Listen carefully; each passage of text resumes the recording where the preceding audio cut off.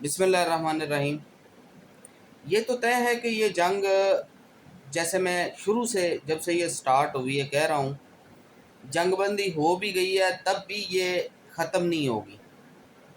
ये कह लें कि शायद थर्ड वर्ल्ड वॉर की तरफ जाएगा ये इशू। और जो जंगबंदी हुई, जो मामला हुए, दुनिया जिस नहज पे पहुंची है वो तो एक सेपरेट मामला है। बट द क्वेश्चन इज, आया कि ये आने वाले दिनों में कोई थमती हुई नज़र आ रही है? नहीं। मैंने पहले भी कहा था, जब ये जंगबंदी हुई है, जब इनके दरमियान कोई मुज़ाकरात होना शुरू हुए हैं, और मैंने कहा था कि ये for the time being temporarily कोई अरेंजमेंट है, या तो टाइम ले रहे हैं एक दूसरे से, या कुछ अंदर खाते कुछ हो रहा है।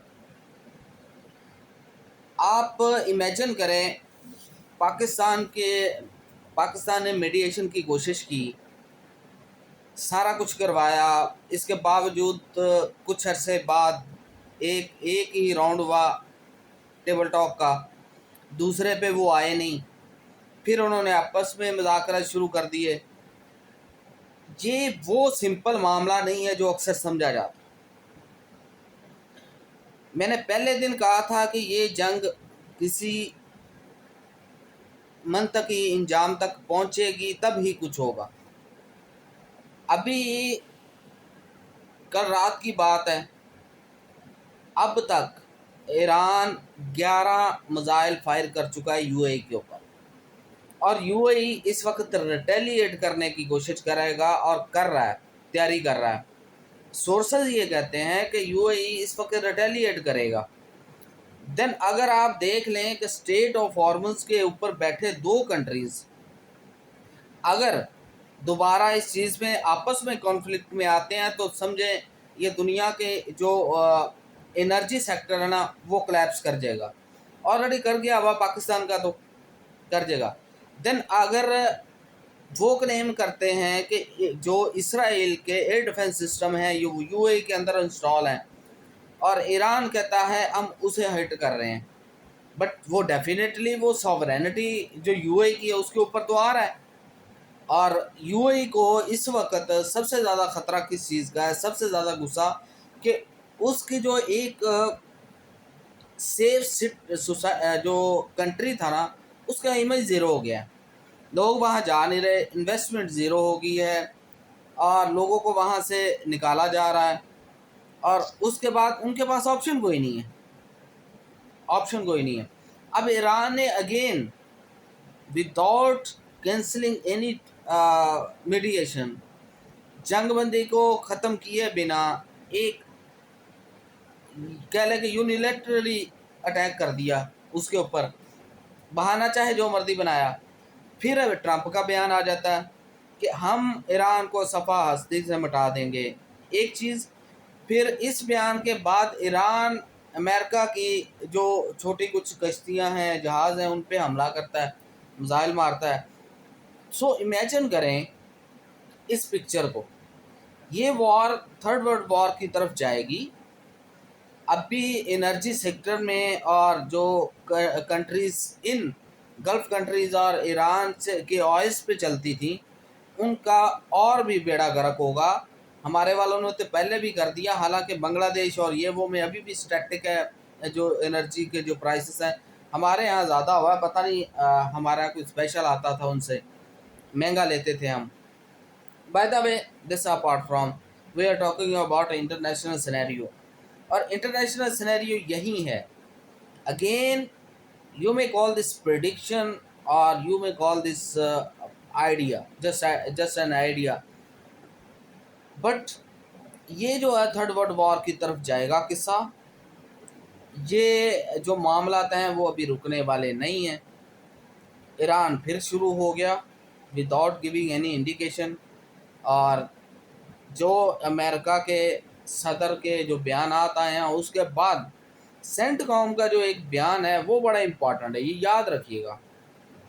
वो ये कि प्रेसिडेंट ट्रंप कुछ दिनों तक ईरान के हवाले से बड़ा फैसला कर सकते हैं। और तीसरी तरफ एक और जो मेन मेजर जो है कह लें कि एक्टर है, वो इसराइल, और वो भी तैयारी कर रहा है उस पे।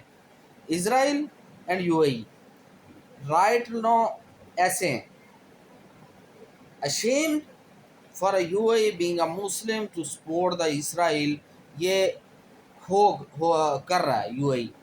इसे कोई नहीं डिनाई कर सकता, उसके डिफेंस सिस्टम, उसके चीज़ों को करना, लेकिन शायद यूएई को ये चीज़ बचा ना सके। ये क्लियरली है कि यूएई को ये चीज़ बचा नहीं सकेगी। यूएई को जितना डैमेज डंट पड़ना था वो पड़ चुका। अभी अगर ये अभी भी होश के नाखून नहीं लेता तो फिर इससे ज़्यादा इसका बुरा हाल होगा। अगर एक चीज़, अगर ये रिटेलिएट करता है एंड अगेन बम्बार्डमेंट करता है ईरान के ऊपर, देन इसका मिटना ख़त्म है। और एक और चीज़ आपको बता दूं, सोर्सेस के मुताबिक यूएई इस वक्त दो स्टेट पे कह लें कि जो शारजा से ऊपर वाली स्टेट्स हैं, दुबई और यूएई को छोड़ के एक साइड में, दुबई और जो अबू धाबी है वो एक साइड में है, शारजा और शारजा से ऊपर की जितने स्टेट हैं वो एक साइड पे हैं, वो ईरान के साथ हैं। दुबई और जो अबू धाबी है वो इजराइल को सपोर्ट कर रहे हैं। और खबर ये है कि शारजा में भी इस इतिहाद से, मुत्तहदा अरब अमीरात के जो इतिहाद है, इससे बाहर निकल जाए और उसके साथ बाकी जो रियासतें हैं, 5 रियासतें बनती हैं, 7 है ना टोटल, 5 रियासतें, वो उसके साथ इतिहाद करें और वो अपना एक मुल्क बना लें। ये भी एक वेव है, लेकिन ये इट्स टू अर्ली टू से, बिकॉज इसकी सिर्फ प्रेडिक्शंस ही हैं। और कुछ जो कह लें कि एनालिसिस हैं और तज्ज़ियाकार हैं, वो बताते हैं, इंटरनेशनली भी यही कुछ बात करते हैं। बट जो इस वक्त स्टार्ट हुआ है ये एक बहुत बुरी चीज़ है, ख़ास करके हमारे जैसे मुल्क के लिए, जिसकी इकॉनमी, जिसके एनर्जी सेक्टर, जिसकी जो इंडस्ट्री है वो पहले ज़ीरो हुई पड़ी है। अगर ये बड़ी वॉर बढ़ी तो हमारे पल्ले तो पहले भी कुछ नहीं है और बाद में भी बड़ा मुश्किल हो जाना हमारे लिए। अल्लाह है हालात बेहतर करे, लेकिन मुझे ये लगता नज़र नहीं आता। शायद किसी को ये पेसिमिस्टिक ऑप्टिमिस्टिक व्हाटसोएवर जो भी किसी को कहना है, बट ये लगता नहीं है। आने वाले वक्तों में इससे ज़्यादा वर्स्ट सिचुएशन हो सकती है and you have to be ready for that. इसके लिए हर एक को रेडी रहना पड़ेगा। Let's see what will happen. और आने वाले दिनों में ये पिक्चर और भी क्लियर होगी, फिर इंशाल्लाह बात करेंगे। अल्लाह हाफ़िज़।